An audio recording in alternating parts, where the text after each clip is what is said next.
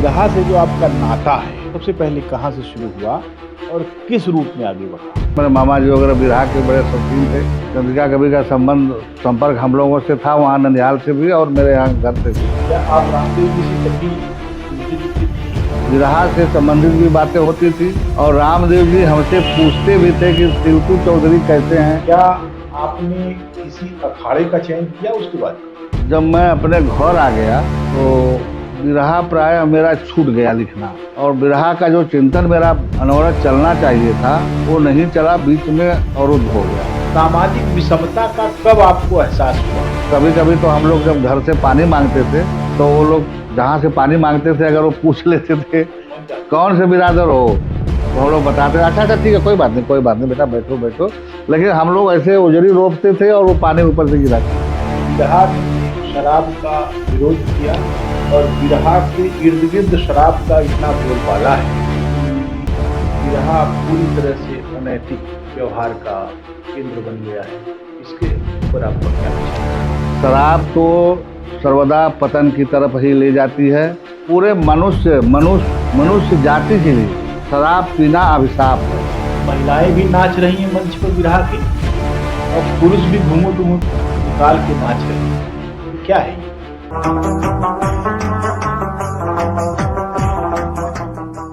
बिरहा के बारे में जब भी बात होती है तो एक सवाल उठना बहुत स्वाभाविक भी है और जरूरी भी है कि बिरहा वास्तव में किसकी विधा है? क्या कवियों के बगैर बिरहा का कोई अस्तित्व है, या अगर कवि होते और गायक न होते तो बिरहा वहां तक पहुंच पाता जहां तक आज है? तो इस सवाल के जवाब की खोज जरूरी हो जाती है और पता लगता है कि जो प्रारंभिक कवि थे और जिन कवियों ने अखाड़े चलाए वे गायक भी थे, और धीरे धीरे उन्होंने अपने लिखे बिरहे गाने के लिए अपने शिष्य निकालने शुरू किए। उनको उन्होंने बोलने का तरीका बताया, उन्होंने बिरहा लिखा और गायकों को पूरी तरह से उन्होंने प्रशिक्षित किया कि कैसे उनको धुन को उठाना है, कहाँ जो है रोकना है और क्या कहना है। जब बिरहा अपने प्रारंभिक काल में 2 लाइनों का हुआ करता था तब ऐसी कोई जरूरत नहीं थी कि कोई कथन किया जाए, और जब 4 लाइन का बिरहा बनना शुरू हुआ तब भी इस तरह की जरूरत नहीं थी, 8 लाइन का बना तब भी, 16 लाइन का बना तब भी। लेकिन जब बिरहा में कथाओं का प्रवेश हुआ, कथाओं का प्रवेश तो जब बिरहा 8 लाइन का हुआ तब भी एक छोटी मोटी कथा उसमें जुड़ती थी, लेकिन जब किसी आख्यान को बिरहा के कई धुनों के साथ उसके मीटर पर बनाते हुए, उसको गाते हुए जब जनता से 20-25 मिनट 40 मिनट तक संबोधित रहना पड़ता था, तब बिरहा गायक न केवल बिरहा गाता बल्कि कथन भी करता। हम इस कथन के वैभव को सारे महान गायकों की गायकी में देख सकते हैं। सवाल फिर वहीं आता है कि कवियों की इतनी महत्वपूर्ण भूमिका है कि अगर वे कुछ भी लिखेंगे तो बिरहा गायक उससे 1 इंच भी हटे बगैर उसको प्रस्तुत करेगा। वह एक प्रस्तोता है, एक परफॉर्मर है, लेकिन कवि उसकी जान है। कवि जितना प्रतिभाशाली होगा, अगर उसको अच्छा बिरहिया मिल गया तो उसका बिरहा उतना ही महान होगा। बिरहा के इतिहास में अनेक कवि हैं, अनेक गायक हैं जो एक दूसरे के पर्याय होकर चले हैं, और एक समय ऐसा आया कि जब कवियों में बहुत सारे लोग अलग अलग नौकरियां करते थे और उनकी आजीविका का कोई संकट नहीं था, या वे खेती किसानी करते थे। उस दौर में उन्होंने सवाल नहीं उठाए गायकों के ऊपर। गायकों ने जो भी सिन्नी पान, पाव भर मीठा और एक आध ठो गंजी गमछा दे दिया, उसी पर उन्होंने संतोष किया। लेकिन बढ़ती हुई महंगाई के दौर में बिरहा लिखना निश्चित रूप से ऐसा काम बन गया जिसमें समय लगता है, और अगर उसके बदले कवि को कुछ नहीं मिलता तो यह उसके लिए एक ठीक बात नहीं मानी जाती। इससे भी आगे बढ़कर कवियों के साथ दुर्व्यवहार हुआ। एक कवि ने एक बातचीत के दौरान ये कहा था कि हमारी कीमत तो जूता गोरने वाले व्यक्ति के तौर पर ही रह गई है। जब बिरहा होता है तो गायक गायिका जहां अपना जूता रखते हैं, उनका आशय होता है कि कवि जी उसको देखा करें, कोई उसे चुरा न ले जाए। उससे भी आगे बढ़कर कई बिरहियों ने ऐसा किया कि किसी कवि से बिरहा लिखवाया और किसी और कवि का नाम दे दिया। ऐसी अनेक घटनाएं बिरहा जगत में होती रही हैं। बहुत सारे ऐसे कवि हैं जिन्होंने अपने पूर्ववर्ती कवियों की कविताओं को अपने नाम से लिख मारा और गवा दिया, अपनी छाप डाल दी। बहुत सारे ऐसे कवि हैं जो चाहते हैं कि बिरहा एक अच्छे स्वरूप में चले। एक ऐसे कवि हमारे बीच में गणेश अखाड़े के हैं जिन्होंने कई तरह की परिस्थितियों को झेला है, और उनका भी लिखा बिरहा किसी किसी गायक ने किसी और के नाम से दिया, लेकिन वे कवि भारतीय सेना से ताल्लुक रखते हैं, लड़ाकू कवि रहे हैं, और उन्होंने कहा कि गायक को वे छोड़ेंगे नहीं। और उन्होंने जब गायक को पटखनी दी तो 15 दिन के बाद उनका नाम सम्मान सहित उस थंबनेल में और बिरहा में, छाप में डालनी पड़ी। ऐसे कवि को आप हमारे साथ बैठे हुए देख सकते हैं। डील डौल में वे बहुत जब्बर हैं, पुराने पहलवान हैं और बिरहा के पुराने शौकीन हैं। उन्होंने अपनी जिंदगी को एक बहुत बड़ी ऊंचाई दी, और भारतीय सेना में उन्होंने सेवा की, देश के तमाम सारे हिस्सों में पदस्थ रहे, लौटकर खेती किसानी कर रहे हैं और बिरहा लिख रहे हैं।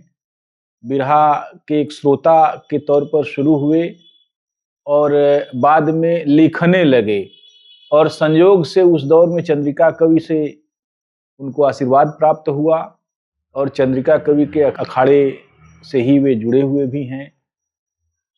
भले ही वे देखने में इतने पहलवान लगते हों, लेकिन मन के बहुत कोमल और खरगोश की तरह हैं। कोई भी व्यक्ति जब चाहे इनको हंसा सकता है और इनको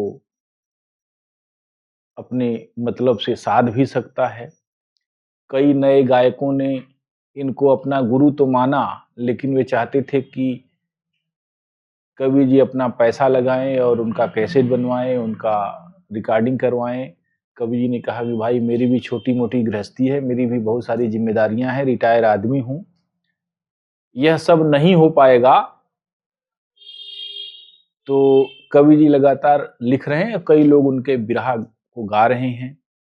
कवि जी का नाम महेंद्र सिंह यादव है और वे बनारस के आखिरी छोर पर गंगा के किनारे शिवदशा गांव के निवासी हैं। वे केवल बिरहा के कवि नहीं हैं, वे कई पुस्तकों के लेखक भी हैं।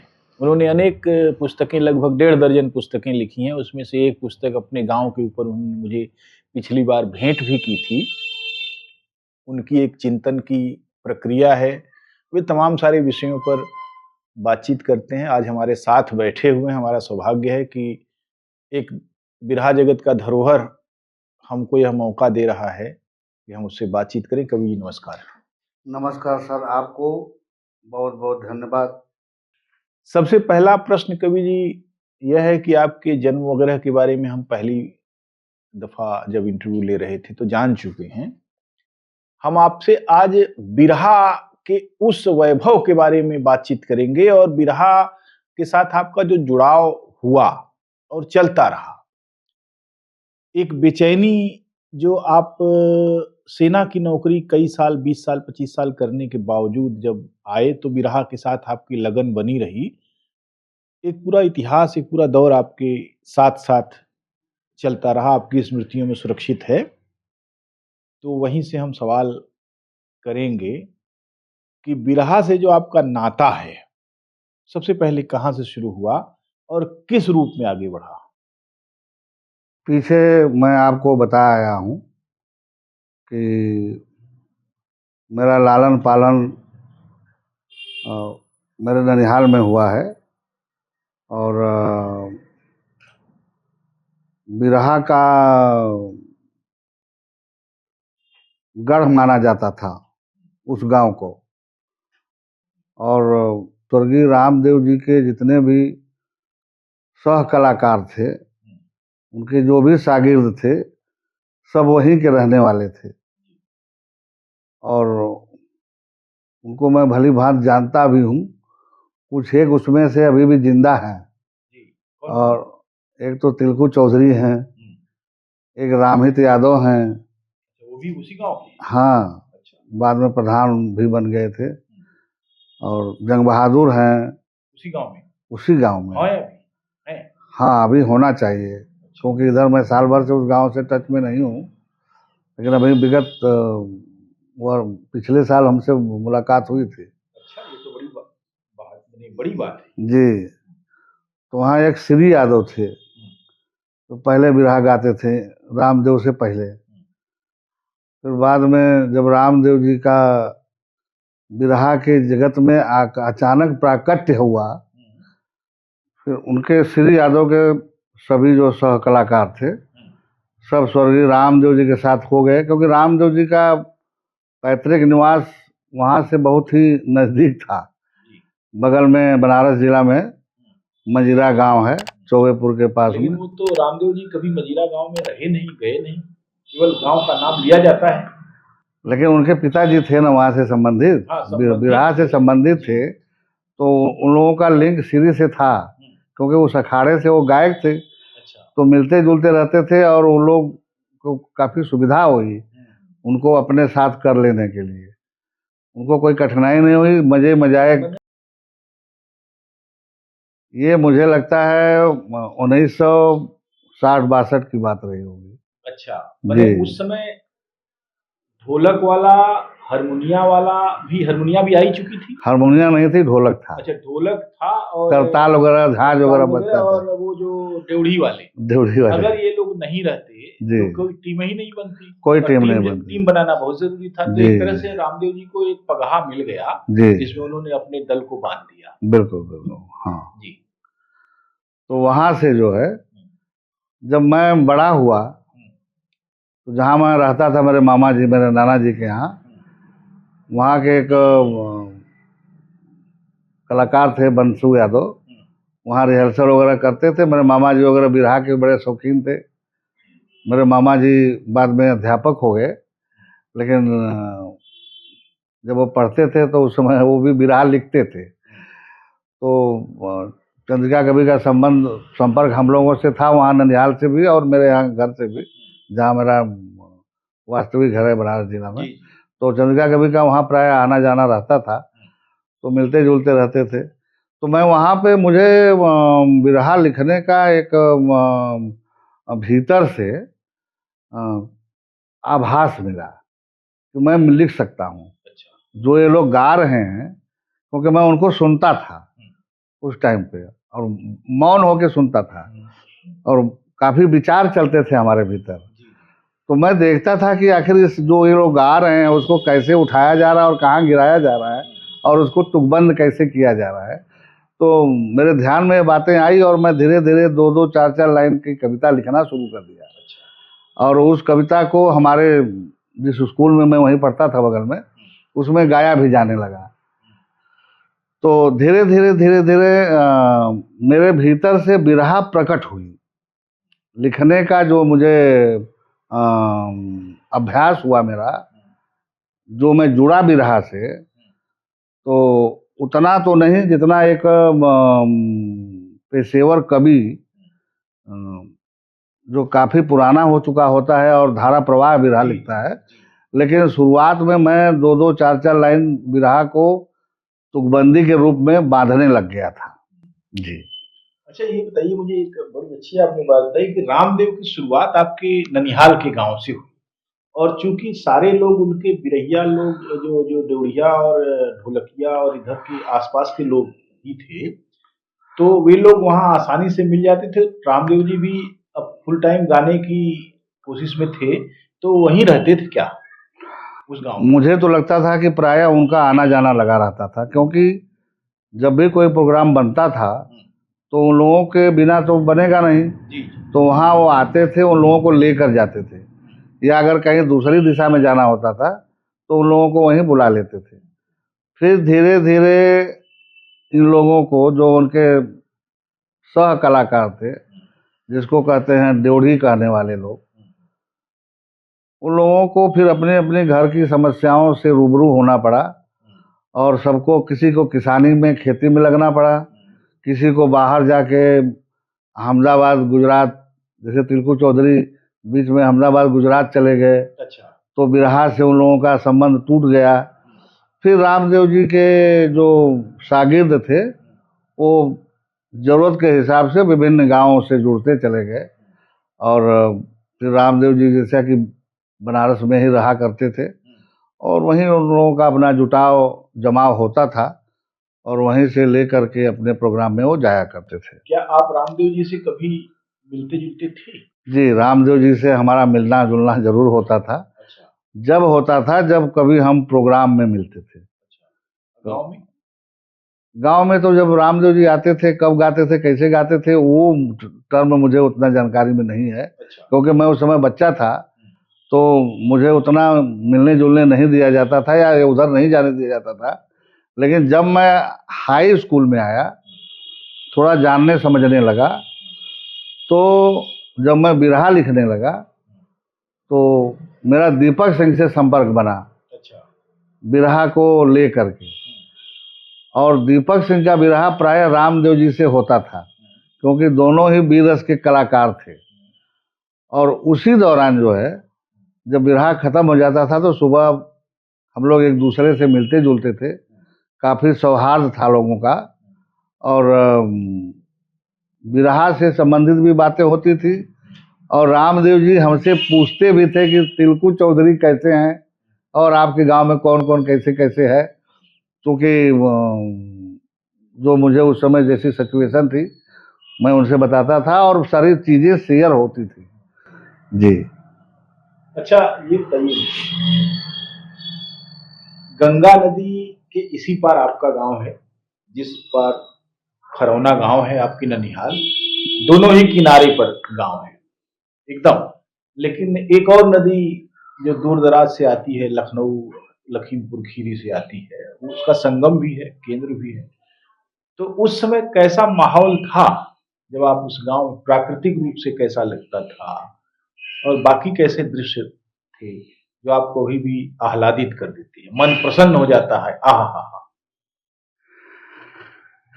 सवाल बड़ा ही उत्तम और अम, सामयिक है, क्योंकि प्रकृति का सौंदर्य,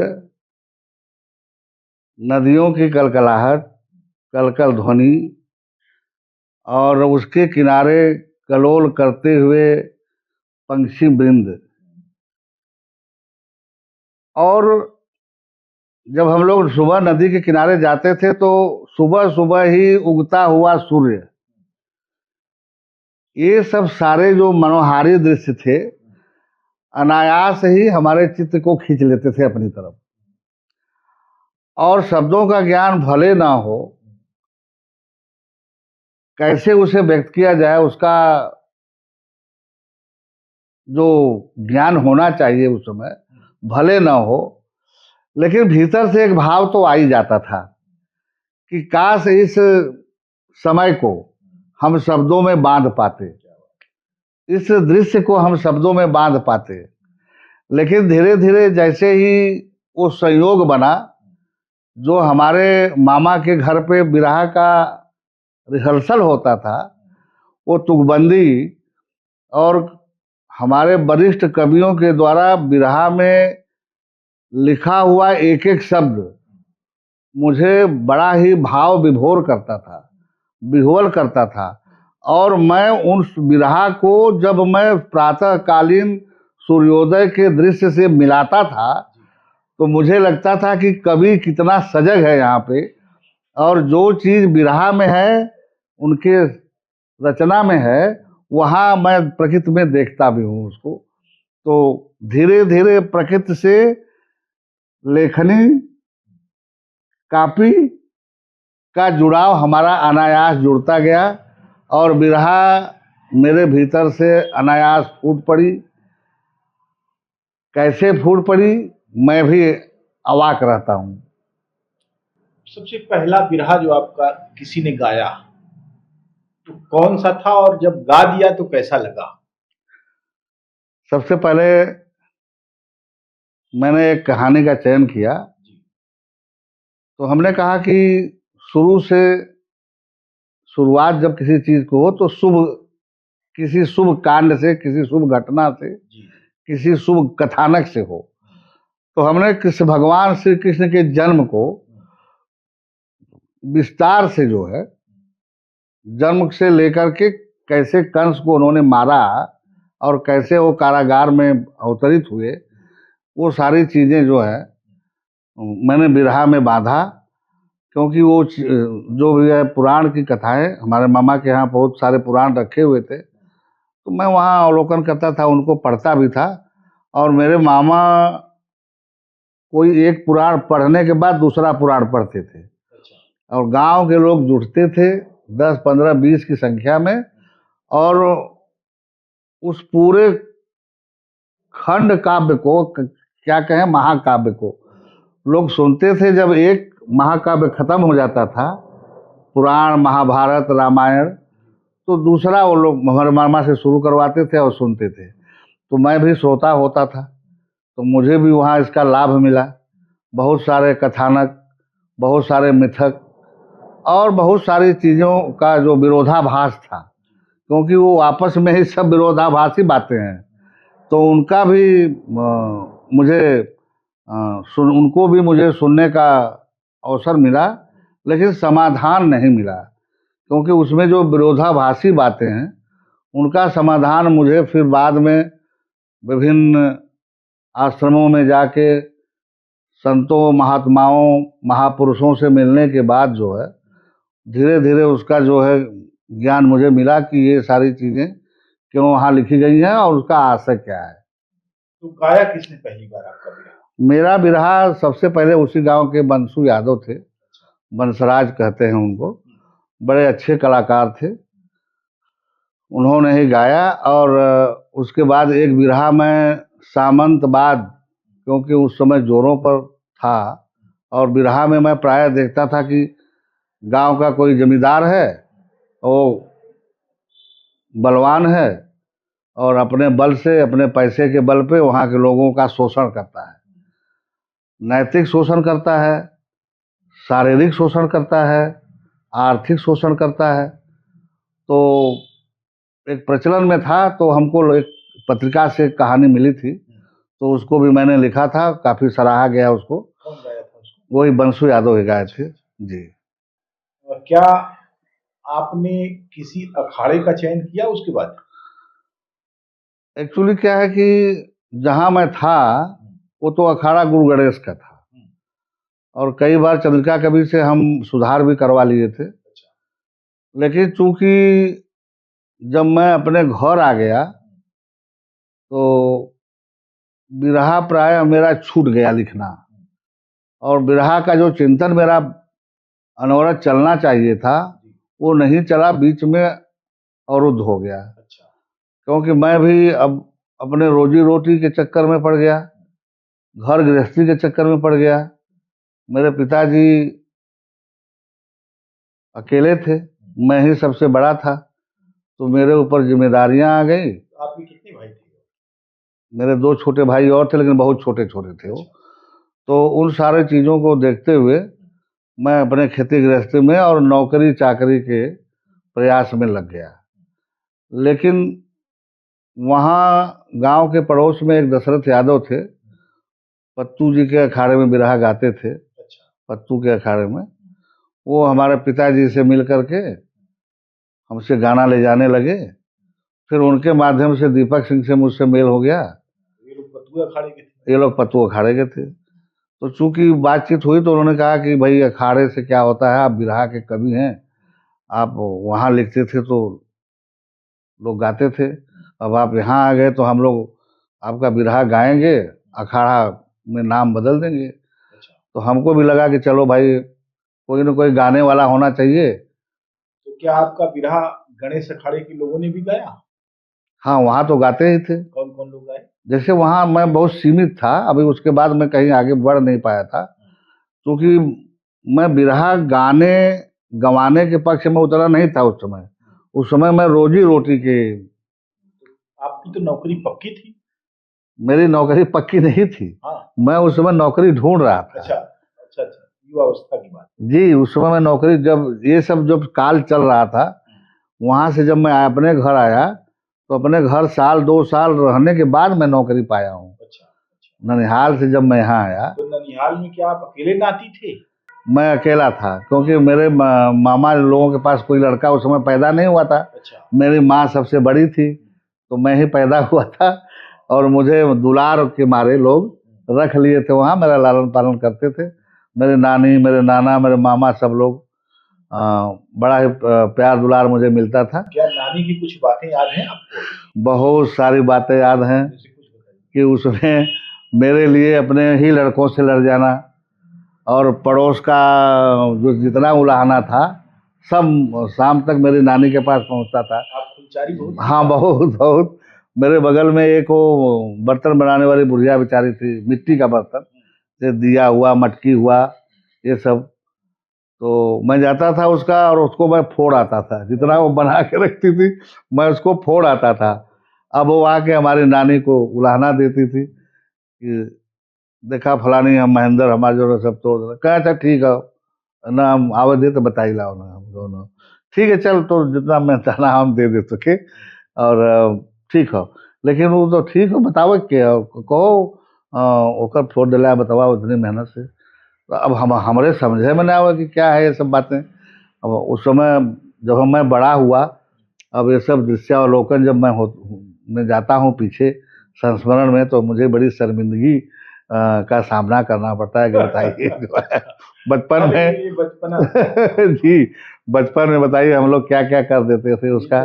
तो और फुलचारी किस तरह की हमने? अच्छा, नदियां, 2 नदियां वहां थी। जी, गंगा नदी में आप नहाते थे कि गोमती में? हम लोग गोमती नदी में नहाते थे। प्राय पूरा गांव इकट्ठा हो जाता था वहाँ, सुबह से दोपहर तक लोग नहाते ही रहते थे। अच्छा। वो जो घाट था वहाँ का गांव का स्नान करने वाला, क्योंकि जो नजदीक को लोग थे वो लोग पानी भी मटका से लेके जाते थे, जहाँ कुआं हुआ हाँ, नहीं पहिलवा था। तो साफ था। जी, वो पानी पीने लायक भी था। पानी, गोमती नदी का पानी पीने लायक भी था और स्नान करने लायक भी था, बड़ा साफ सुथरा पानी था। और हम लोग तो उसी में नहाते थे, और उसी में तरी में जो हम लोग खेल भी खेलते थे ना, सारे बच्चे वहाँ मिल करके। क्या क्या खेल था उस समय कबड्डी और लॉन्ग जंप, यही खेल होता था। हाँ, गुल्ली डंडा भी था, लेकिन हम लोग जब थोड़ा बड़े हो गए तो गुल्ली डंडा छूट गया। अच्छा। तो हम लोग वही कूड़ी बना करके अपना मेढ़ा मिट्टी जमा के लंबी कूद खेलते थे, एक दूसरे से प्रतिस्पर्धा करते थे, और फिर दूसरे दिन वही क्रियाकलाप, फिर उसमें कबड्डी भी हो जाती थी कभी कभी। तो कितना दूध पी जाते थे आप उस समय? दूध तो हमारे मामा जी जो है, उन लोगों के पास कोई बच्चा तो था नहीं, तो जितना मैं पी सकता था उतना दूध मुझे पिलाया जाता था। यहाँ तक कि दिन में भी रख देते थे कि इनको पिलाइए, क्योंकि मैं लॉन्ग जंप में उस गांव में सबसे टॉप था, सबसे टॉपर था। तो मेरे मामा जी समझते थे कि इसको और खिलाया पिलाया जाएगा तो और जो है आगे हम लोगों का नाम करेगा। तो हमारे मामा जी मतलब पौष्टिक आहार देने के लिए भी हमको हमेशा व्यवस्था करके रखते थे, और वो लोग शौकीन भी थे इस चीज़ के। आपके नाना जी जो है जी, वो गुस्सैल तो रहे होंगे कि नहीं रहे? हमारे नाना जी बड़े ही धार्मिक प्रवृत्ति के महापुरुष कहेंगे उनको, और उस जमाने के, अपने समय के सबसे उस गांव में पढ़े हुए व्यक्ति थे, अच्छा। पढ़े लिखे व्यक्ति थे। और इसीलिए जो है उन्होंने अपने बच्चों को जो संस्कार दिया था, तो वो लोग जितनी वहाँ साहित्यिक किताबें, विशेषकर जो रामायण, महाभारत, गीता प्रेस वाली? बहुत सारे, हाँ बहुत सारे जो पुस्तकें थी वहाँ थी, तो नाना हमारे पढ़ते थे, हमारे मामा भी जी पढ़ते थे, और मुझे भी सौभाग्य प्राप्त हुआ उन पुस्तकों को पढ़ने का, और उनसे बहुत कुछ सीखने का, जानने का। जी मैंने इस तरह से ऐसे माहौल में आप बड़े। जी, हमारे नाना जी वहाँ के ग्राम प्रधान भी थे एक समय, और काफी समृद्ध और संभ्रांत परिवार है, जिस परिवार में मैं पला बढ़ा था। चौधरी परिवार भी कहा जाता है उनको, उनके खानदान को। यहाँ जो आपके पिताजी सिरदसा गांव में, जी, यहाँ आपके परिवार की क्या पोजीशन? यहाँ भी हमारे पिताजी की वही पोजीशनिंग थी जो हमारे नाना जी की थी। अच्छा, हालांकि उस समय हमारे दादा, यहाँ के जो दादाजी थे हमारे गांव के, हमारे घर के, तो वो प्रधान तो नहीं थे, लेकिन चौधरी के नाम से जाने जाते थे। उनका एक समाज में अच्छा स्थान था और लोग उन्हें सम्मान देते थे, और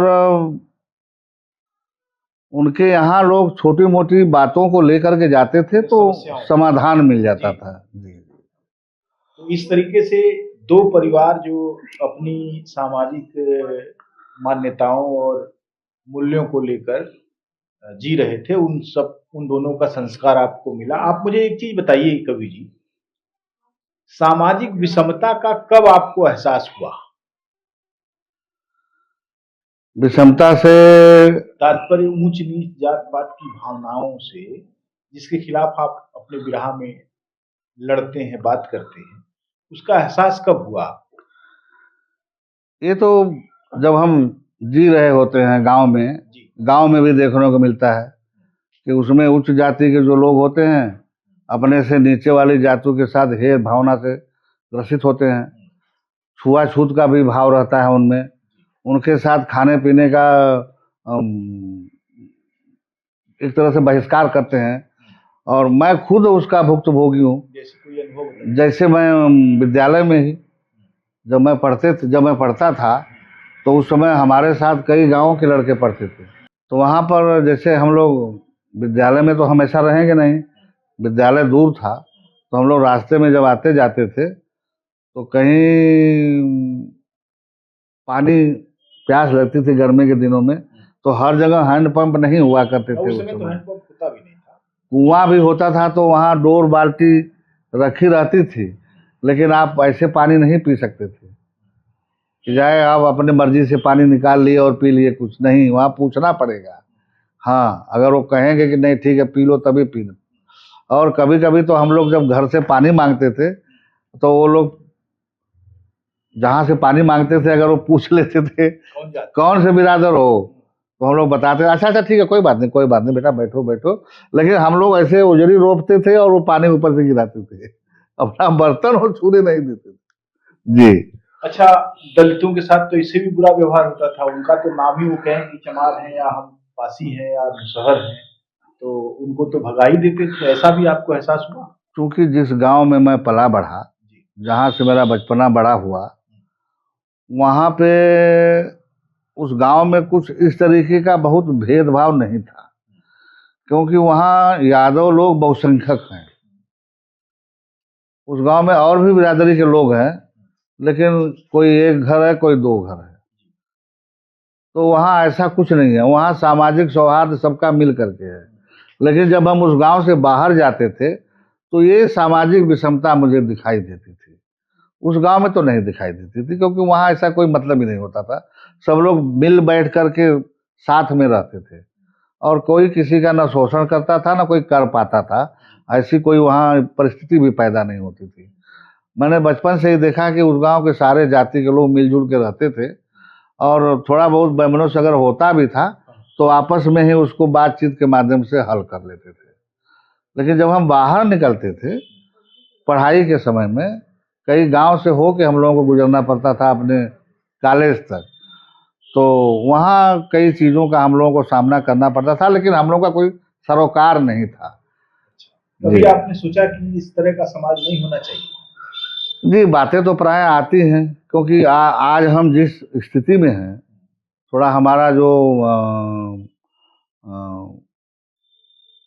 उन्मुखता है वो अध्यात्म से मुझे जोड़ती है। तो वहाँ पहुँचने के बाद फिर ये सारी चीज़ों पे जब चिंतन हमारा होता है, तो हमारे महापुरुषों ने भी वही चीज़ बताया है कि कैसे शरीर का निर्माण होता है और कैसे इसका पतन होता है, कैसे प्रकृति बनी हुई है, कैसे हम लोग आए हैं। हम कोई विशिष्ट स्थान नहीं रखते हैं, जैसे यहाँ सब कुछ है वैसे ही हम हैं। हम इस ब्रह्मांड के सहयोगी हैं, हमारी कोई विशेषता नहीं है। हमारी सिर्फ इतनी ही विशेषता है कि हम अपने को जान लें। जब हम अपने को जान लेंगे तो सबको जान लेंगे। जब सबको जानेंगे तो हमको ये ज्ञान मिलता है कि सब में मैं हूँ और सब मेरे में है। न तो यहाँ कोई बड़ा है, न कोई छोटा है, न कोई ऊंच है, न कोई नीच है। जो ऊर्जा बाहर है, जो हमें शक्ति देती है, वही ऊर्जा कण कण में समाई हुई है। वही ऊर्जा हम लोग हैं और उसी का एक स्थूल रूप ये सारा शरीर जैसा दिखाई देता है।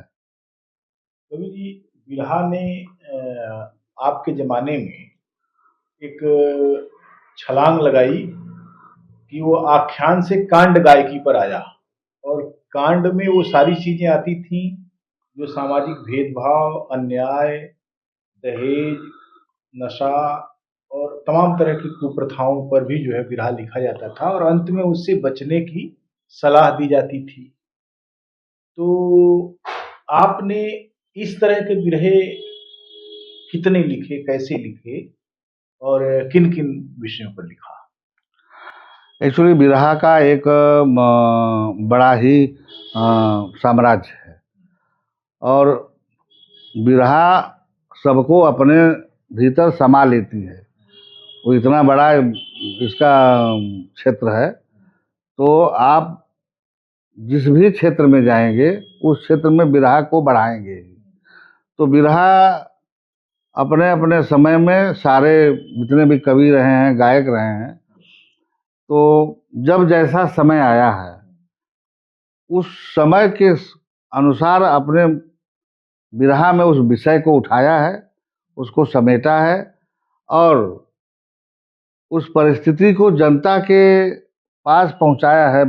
बिरहा के माध्यम से संदेश दिया है और संदेश से काफी लाभ भी मिला है समाज को, क्योंकि बिरहा एक संदेश देती है।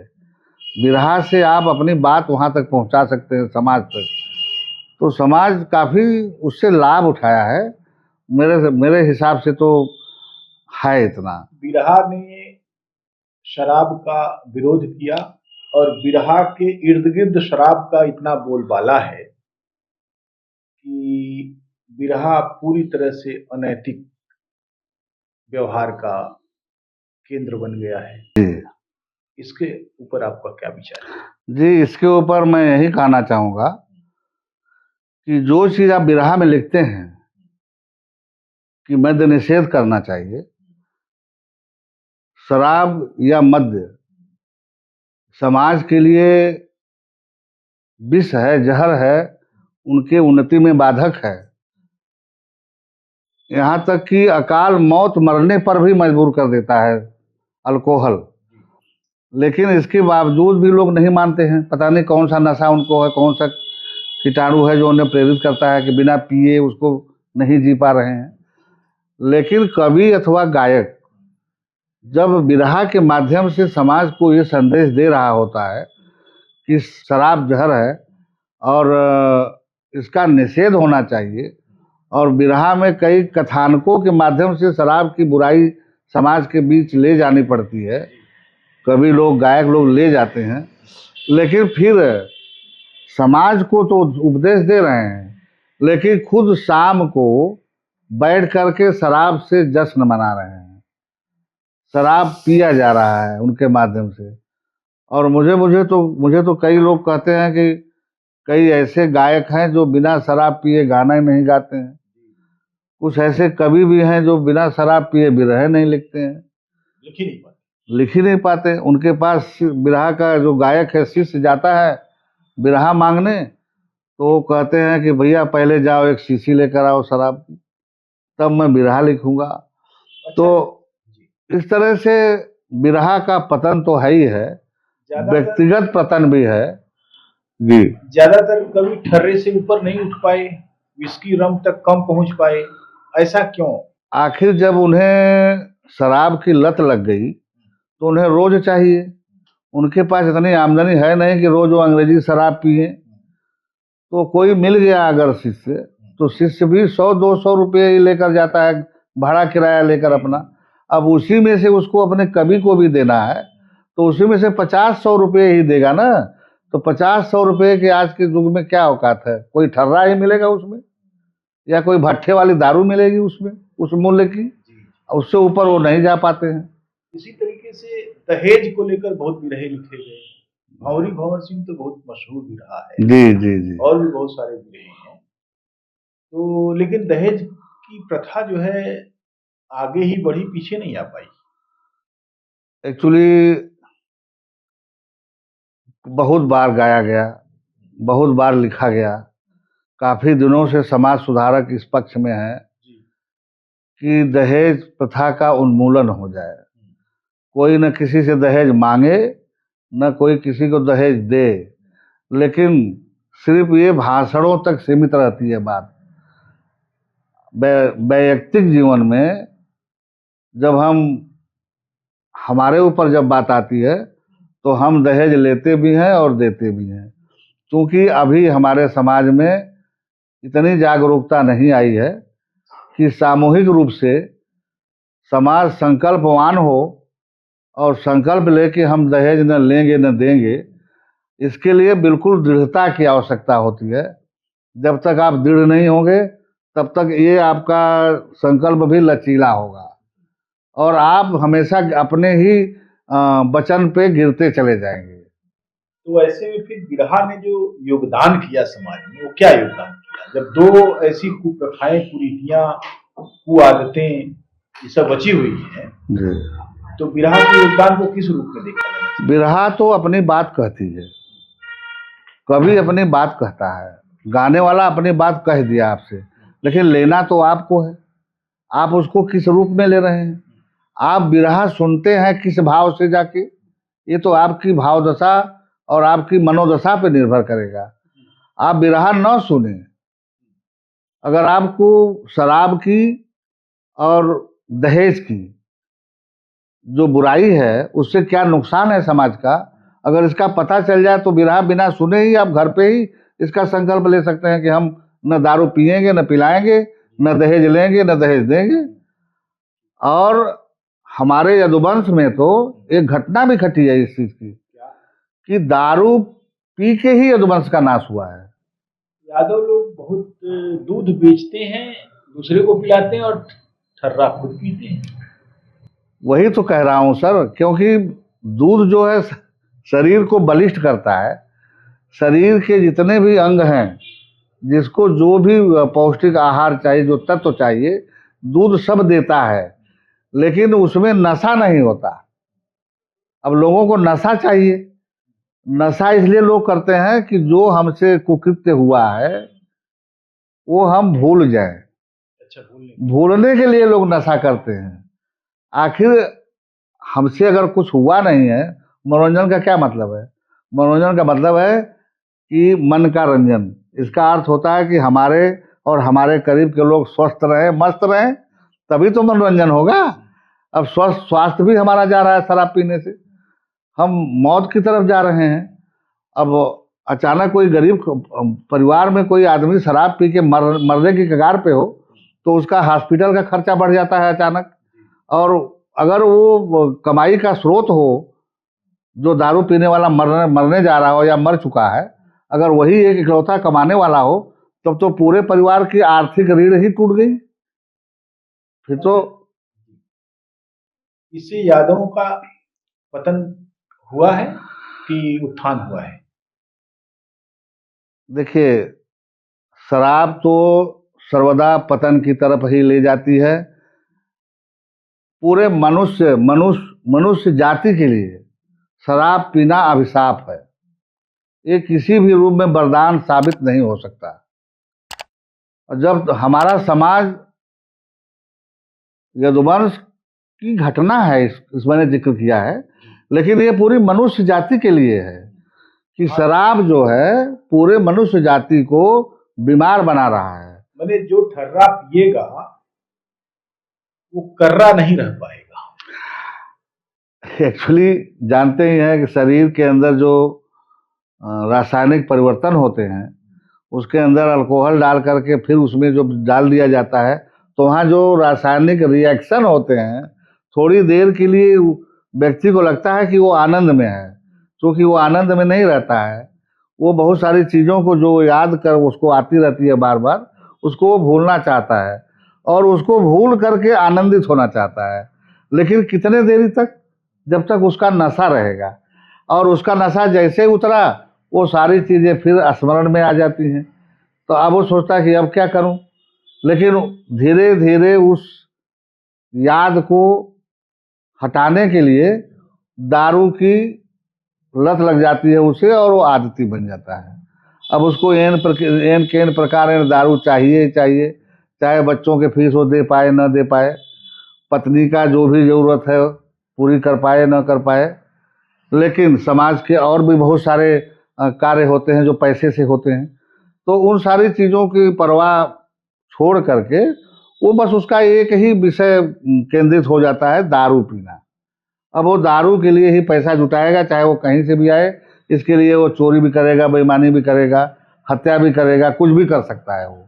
जी कवि जी, एक चीज मुझे बताइए कि बहुत सारे जो बिरहा के कवि हैं उसमें सबसे ज्यादा ऐसा कौन कवि रहा है सबसे महत्वपूर्ण, जिसने आपको बहुत प्रभावित किया और जिसके जैसा आप लिखना चाहते थे? अब देखिए, किसी के जैसा तो कोई नहीं लिख पाएगा चाह करके भी, क्योंकि अगर किसी के जैसा आप लिखेंगे तो फिर वही लाइन आप लिखेंगे, वही भाव आप लिखेंगे, वही दृष्टिकोण आपका होगा। तो आप कोई फिर कवि कहाँ हैं? फिर तो आप पुनरुक्ति कर रहे हैं। अगर आप जैसे हमारे आदर्श रहे हैं चंद्रिका कवि जी, जैसे अभी सूरश्याम हैं, और जैसे सुमरत जी थे। सुमरत जी हो सकता है शुरू में किसी कवि का बिरहा लिखा हुआ गाए हों, लेकिन वो स्वतः भी बिरहा लिखने लग गए थे, बनाने लग गए थे। तो बहुत सारे ऐसे हैं, जैसे परशुराम, स्वर्गीय परशुराम जी हैं, तो बहुत सारे ऐसे गायक हैं जो बिरहा लिखने लग गए थे। और उनका जो बिरहा था वो किसी के लीक पे नहीं था, उनका अपना बनाया हुआ मार्ग था। तो कवि का मतलब होता है सृष्टा, सृष्टा का मतलब होता है सृजन करना। आप अपना मार्ग सृजन करिए ना। किसी के मार्ग पे आप चल रहे हैं तो फिर उसमें आपका क्या है? फिर तो वही, अगर आप चंद्रिका कवि के परंपरा पे, परिपाटी पे, उनके भावों पे, उनके कथानकों पे ही आप अगर आप चल रहे हैं, तो फिर तो आप चंद्रिका ही वहाँ है, आप कहाँ हैं? आपका तो कोई योगदान ही नहीं है।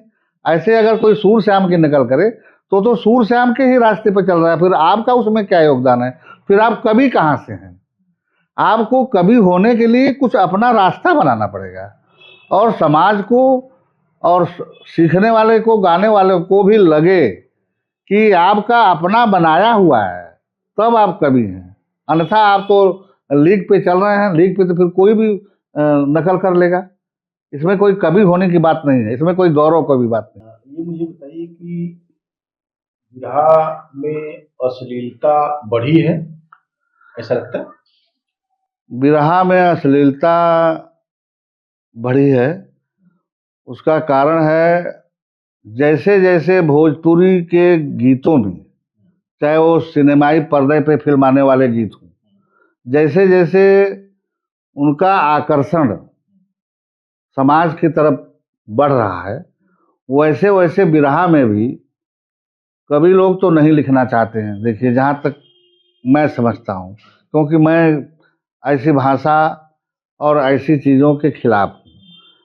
हाँ, श्रृंगारिक वर्णन आप कर सकते हैं, लेकिन उसकी एक सीमा होती है। हमारे साहित्यिक कवियों ने भी बड़े बड़े श्रृंगारिक कवि हुए हैं, नामचीन कवि हुए हैं, लेकिन श्रृंगार की उन्होंने ऐसी ऐसी पुस्तकें लिख डाली हैं कि उसमें कहीं भी फूहड़ता नहीं है। अगर आदमी पढ़े तो उसको वो पंक्तियां आनंदित करती हैं, सीखने पर मजबूर करती हैं, लगता है कि बार बार पढ़ा जाए। लेकिन आजकल के भोजपुरी बिरहा तो अलग चीज़ हो गई, लेकिन इसमें जो होली गीत लोग गा रहे हैं, कुछ ऐसे ऐसे फूहड़ शब्दों का प्रयोग कर रहे हैं जिसको हम आप अपने परिवार में बैठ के सुन नहीं पाएंगे। लेकिन चूंकि भारत अ, परिवारों का ही देश है, परिवार छोड़ के आप जाएंगे कहाँ? उसमें हम कई तरह के संबंधों के बीच अपने को जीते हैं, तो वो सारे संबंधों में सारे शब्द स्वीकार नहीं है। लेकिन चूंकि अब समाज की मजबूरी है कि बगल में वो होली का गीत बज रहा है बगल वाले पड़ोस के घर में, और मेरी मजबूरी है कि मैं सुन रहा हूँ उसको, लेकिन मैं उसे रोक नहीं पाऊंगा क्योंकि वो स्वतंत्र है कुछ भी सुनने के लिए, कुछ भी बजाने के लिए। अगर इसको जहाँ से शुरू होता है वहाँ से लिखा ही न जाए, या फिर होली उसको अपने ढंग से लिखा जाए। जैसे कि एक होली का गीत मैं भी लिखा हूँ, लेकिन मैंने कई गायकों से कहा कि यार इसको होली के समय गा दीजिए, लेकिन किसी ने गाया नहीं, पसंद ही नहीं किया। हमने कहा कि भाई होली बनावे दीवाना दिगंबर, होली बनावे दीवाना।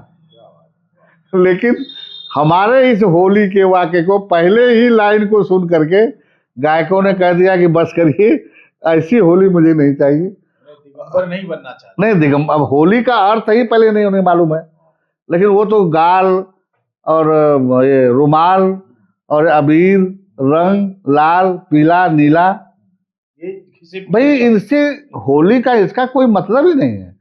होली का अर्थ होता है कि हमने आपको अपने रंग में रंग दिया, या मैं आपकी तरह का हो गया। होली, हमने आप जैसा मैं हो गया, आप मेरे जैसा हो गए।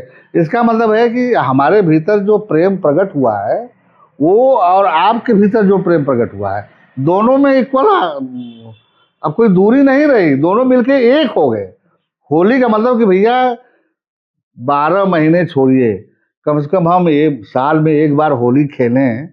जो होली मसाने की होली है वो प्रेम के प्रतीक के रूप में खेली जाती है।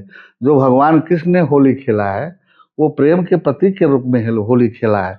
और हमारे महापुरुषों में, जैसे आजकल मैं कई आश्रमों में भी देखता हूँ होली खेलने का रिवाज है, तो एक रंग तो प्रतीक है, लेकिन होली खेलने का अर्थ होता है कि भीतर का जो आपका होना है वो प्रेमवत हो जाए, और वो तब होगा जब आप किसी सदगुरु के यहाँ जाएंगे। कभी भी एक चीज बताइए मुझे कि महिलाएं भी नाच रही हैं मंच पर बिरहा के, और पुरुष भी घूंघट उंघट निकाल के नाच रहे हैं, ये क्या है ये? वास्तविकता तो ये है कि उच्छृंखल मन हमेशा कामुकता को स्वीकार करता है, क्योंकि परिपक्व नहीं है वो, क्योंकि उसको ठीक से किसी ने सिखाया नहीं है, उसको ठीक से किसी ने समझाया ही नहीं है। अगर चूंकि नग्नता, फुहड़ता और नृत्य तीनों अलग अलग चीजें हैं, अगर नृत्य को नृत्य की तरह देखा जाए तो नटराज जो भगवान शंकर हैं उनका नृत्य देखिए, वो अश्लील नहीं है। वो जब प्रेम में मस्त होते हैं तो उनका पूरा शरीर फिर नृत्य में होता है। जब भीतर की आत्मा नाचने लगती है और शरीर का सुध-बुध खो जाता है, फिर क्योंकि आत्मा का स्मरण होता है और शरीर का विस्मरण हो जाता है, तो जब भीतर आत्मा नाचती है तो फिर जैसे जैसे आत्मा नाचेगी शरीर को वैसे वैसे घूमना पड़ता है। ये हुआ नृत्य। और वहाँ जानबूझ के नृत्य नहीं हो रहा है, वहाँ आकर्षण किया जा रहा है, आकर्षित किया जा रहा है कि तुम कहाँ इधर उधर घूम रहे हो, तुम मेरी तरफ देखो, और मेरी तरफ देखो और मुझे कुछ दो। उस नृत्य में लालच है। भगवान शिव के नृत्य में कोई लालच नहीं है। भगवान शिव के नृत्य में स्वभाव है, उनका वो स्वभाव है। लेकिन यहाँ स्वभाव नहीं है, यहाँ है हमारी तरफ देखो और मुझे कुछ दो। कुछ दो माने द्रव्य दो जी। कवि जी एक चीज मुझे बताइए, ये जो आपने किताब लिखी है शिवदशा जी, वो काहे लिखी आपने? शिवदशा को जब मैं यहाँ आया तो बचपन से सुनता था, क्योंकि मेरे नाना, मेरे मामा कोई पूछता था कि का हो महेंद्र का घर कहाँ हो, तो बतावा कि अरे शिवदशा का रहे वाला। तो वही हमारे दिमाग में बातें चलती रहती थी कि शिवदशा शिव से जुड़ा हुआ है, ये तो भाई गांव है और शिव शब्द से जुड़ा हुआ है। तो फिर मैं जब अपने गांव आ गया तो शिवदशा, मेरा पूरा एड्रेस शिवदशा हो गया। वहाँ पढ़ रहा था तो गाजीपुर, स्कूल गाजीपुर, रहने वाला गाजीपुर, सारी चीज़ें गाजीपुर। लेकिन जब मैं यहाँ आया तो यहाँ का सारा कुछ शिवदशा हो गया। तो जब शिवदशा हो गया तो बिरहा के साथ साथ दो चार पुस्तकों को लिखने का मुझे सौभाग्य मिला, प्रेरणा मुझे मिली, तो मैं लिखा। तो मुझे लगा उसी कड़ी में, उसी श्रृंखला में मुझे लगा कि भाई जो मेरा गांव है, जहां मैं रहता हूं, यहाँ से, यहाँ की आबो हवा का, यहाँ की मिट्टी का और यहाँ के प्राकृतिक सौंदर्य का भी मुझे काफ़ी लाभ मिलता है। वो लाभ किस रूप में मिलता है? प्रेरणा के रूप में। ये सब सारी चीज़ें मेरे लिए प्रेरक हैं। तो जहाँ से मुझे प्रेरणा मिल रही है वहाँ के लिए भी मुझे कुछ करना चाहिए। तो मुझे लगा कि क्या करना चाहिए, मैं ऐसा क्या करूं कि मुझे बाद में पछतावा ना हो। तो मुझे लगा कि नहीं, मैं ऋणी रहूँगा अगर मैं शिवदशा पे कुछ नहीं लिखा, अगर मैं शिवदशा पे कुछ नहीं कह रहा हूँ तो मैं फिर ऋणी रह जाऊँगा और ये अभाव मुझे खटकेगा। तो मुझे लगा कि नहीं, शिवदशा पर भी मुझे कुछ लिखना चाहिए। तो जब मैं शिवदशा का पूरा चिंतन जब आया मेरे सामने तो मुझे लगा कि शिव दशा, शिव की दशा, अब शिव की दशा पे मुझे शिवदशा लिखना पड़ा। ये भी हो सकता है शिव का देश, शिव शिव देश, शिव देश, शिव देश, शिव दशा हो सकता है, लेकिन दशा से मेरा अवस्था जो स्वभाव है, मैं हमेशा, क्योंकि नदी, देखिए मैं प्रकृति से लेता हूँ ना, कभी हृदय प्रकृति की तरफ ज़्यादा उन्मुख रहता है। ये जो नदी चलती है, बहती है, उसका स्वभाव है, हवा चलती है, उसका स्वभाव है। ये हम भक्ति की बात जो करते हैं, ज्ञान की बात जो करते हैं भैया, वो स्वभाव में ही उन्मुख होने के लिए करते हैं। धर्म का अर्थ स्वभाव पाना है। अब हम पता नहीं कौन से झूठे स्वभाव में है। एक्चुअली हमारा जो स्वभाव है उसको अगर हम पालेंगे तभी हम आध्यात्मिक होंगे। तो अभी कितनी किताबें आपकी छप चुकी? जी 5 किताब हमारी छप चुकी है। एक तो है कबीर जी की गीता, एक है अमर कथा, एक है वो यदुवंश दर्पण।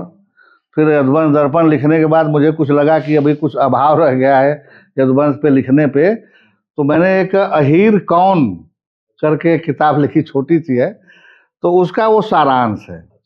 जो यदुवंश दर्पण है उसका,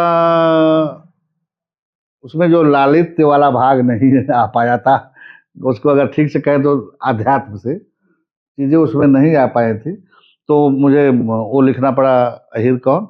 और धर्म क्रांति विशुद्ध आध्यात्मिक पुस्तक है। और एक पुस्तक में मैं काम कर रहा हूँ अभी, सत्य सार सूत्र, क्योंकि लिख तो गई है पूरी किताब, प्रेस से भी आ गई है, अब उसका संशोधन चल रहा है, लेकिन मेरे पास अभी थोड़ा मैं उसको पेंडिंग में डाला हुआ हूँ, क्योंकि आर्थिक संकट के कारण मैं उसको जानबूझ के अभी रोके हुए हूँ। कवि जी, एक आखिरी सवाल ये है कि बिरहा से आपका इतना लंबा रिश्ता रहा, क्या कभी आपने बिरहा पर कुछ लिखने का, बिरहा के इतिहास, बिरहा की चीजें, बिरहा के वे लोग जो जिनको आपने देखा है, कभी लिखने का मन किया? बिरहा बहुत सारी जगहों पर आपने सुना होगा, उसको बदलते हुए आपने देखा, इन विषयों पर आपका मन कभी करता है? मेरा मन तो बिरहा पे बहुत कुछ करता है, लेकिन अभी जितना बिरहा पे मुझे जानकारी चाहिए, जितना मुझे, क्योंकि पुस्तक लिखना कोई छोटी मोटी बात तो है नहीं, 2-4 पेज की कोई पुस्तक होगी भी नहीं। अगर आप जब तक किसी विषय में ठीक से उसकी जानकारी नहीं रखते हैं और वहाँ की पूरी सामग्री आपके पास उपलब्ध नहीं है, तब तक आप पूरा उस विषय के ऊपर न्याय नहीं कर पाएंगे। इसलिए मैं थोड़ा अभी उसको ठीक से समझ रहा हूँ। जो लोग जानते हैं, जैसे आप जैसे महापुरुष, आपके भी संपर्क में मैं हूँ कि कितना कुछ बिरहा के बारे में मैं आपसे जानूं और अपने उस जो मैं नई पुस्तक लेकर आऊँ बिरहा से संबंधित, उसमें उस चीज़ों को स्थान दिया जाए। तो मेरा अभी शोध कार्य चल रहा है, अभी उसको मैं ठीक से समझ पा रहा हूँ, समझने का प्रयास कर रहा हूँ। जिस दिन मुझे लगेगा कि नहीं, अब मैं पूर्ण रूप से सक्षम हूँ, अब बिरहा पे कुछ मैं कर सकता हूँ, लिख सकता हूँ, फिर मैं आपके सामने आऊँगा। बहुत अच्छा आपने अभी कवि महेंद्र यादव से उनके बारे में जाना, कहाँ से उनकी शुरुआत हुई और किन किन स्थितियों से गुजरते हुए चले, और इस बातचीत में उनके चिंतन का एक क्रम दिखाई पड़ता है। बहुत सारी चीज़ों को उन्होंने जिस शिद्दत से महसूस किया, उसी शिद्दत से यहाँ उन्होंने कहा है, और हम उम्मीद करते हैं कि उनका बिरहा लेखन तो चलता ही रहेगा, लेकिन बिरहा को लेकर एक काम उनका, उनके केवल संस्मरण भी अगर आ जाए, उनकी स्मृतियां भी आ जाएं 20-25-100 पन्ने, 200 पन्ने, तो बहुत बड़ी बात होगी। और हम ये उम्मीद करते हैं कि कभी भी 1-2 साल में इतनी हिम्मत तो जुटाई लेंगे कि वो लिख लें, और उसको हम लोग छापेंगे, लोगों तक ले जाएंगे। कवि जी, आपने समय निकाला, बहुत बहुत धन्यवाद। नमस्कार। जी बहुत बहुत धन्यवाद आपको भी। नमस्कार, प्रणाम।